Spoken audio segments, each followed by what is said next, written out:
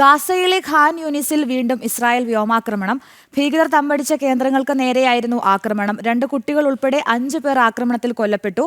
അൽ നജാദ് ക്യാമ്പിലെ ടെന്റുകൾ കേന്ദ്രീകരിച്ചാണ് ഹമാസ് ഭീകരർ കഴിഞ്ഞിരുന്നത്.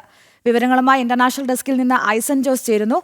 ഐസൻ, ഇന്നലെ ഇസ്രായേലിന് നേരെ ഒരു ഹമാസ് ആക്രമണം ഉണ്ടായിരുന്നല്ലോ. ഇതിന് തുടർച്ചയായി ഈ ആക്രമണത്തെ കരുതാമോ?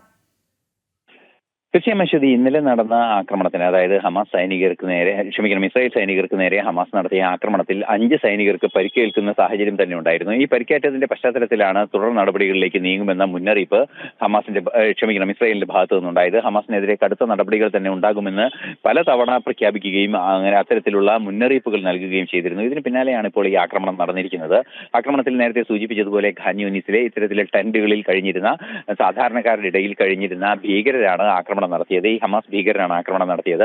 സ്വാഭാവികമായും നടന്ന ആക്രമണത്തിന് പിന്നാലെ ശക്തമായ തിരിച്ചടി ഇസ്രായേൽ പ്രതിരോധ സേനയുടെ ഭാഗത്തു നിന്നുണ്ടാവുകയും ചെയ്തു. നമുക്ക് ദൃശ്യങ്ങളിൽ കാണുന്നത് പോലെ തന്നെ അതുപോലെ ഇസ്രായേൽ പ്രതിരോധ സേനയുടെ ഔദ്യോഗികമായ അറിയിപ്പിലും ആക്രമണം നടന്നതായി സ്ഥിരീകരിക്കുകയും ചെയ്യുന്നുണ്ട്.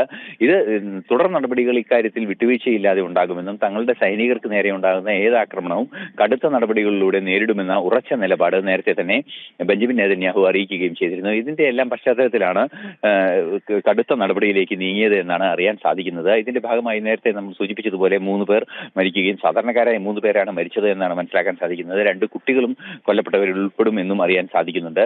നിലവിലെ സാഹചര്യത്തിൽ ഹമാസ് ഭീകരർ ഇസ്രായേൽ സേനയ്ക്ക് നേരെ ജനവാസ കേന്ദ്രങ്ങളിൽ നിന്നും, അതായത് ഇത്തരത്തിലുള്ള ജനങ്ങൾ കേന്ദ്രീകരിച്ച പ്രദേശങ്ങളിൽ നിന്നും ടെന്റുകളിൽ നിന്നും അഭയാർത്ഥികളായി കഴിയുന്നവരുടെ ഇടയിലൊക്കെ കടന്നുകൂടിയിരിക്കുന്ന ഒരു സാഹചര്യം കൃത്യമായ നടപടികളിലേക്ക് നീങ്ങാനുള്ള പ്രേരണയായി മാറുന്നു എന്നാണ് മനസ്സിലാക്കാൻ സാധിക്കുന്നത്.